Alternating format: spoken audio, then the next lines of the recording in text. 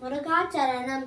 இன்னைக்கு அறுபடை வீடுகளில் இருக்கிற பழமுதிர் சோலையோட கதையை சொல்ல போகிறேன். ஒரு நாள் ஔவையார் பாட்டி நடந்து போயின்ட்டுருப்பா.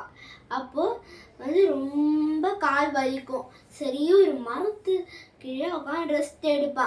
அப்போது மரத்துக்கு மேலே இருந்து ஒரு பையன் கேட்பான், ஔவையார் பாட்டி, உனக்கு சுட்ட பழம் வேணுமா சுடாத பழம் வேணுமா?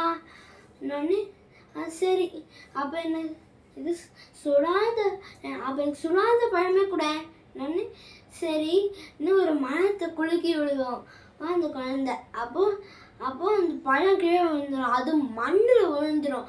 அப்போ எடுத்து அந்த மண் போதா ஊதுவா. என்ன பாட்டி, இந்த பழம் என்ன சுடுறதா?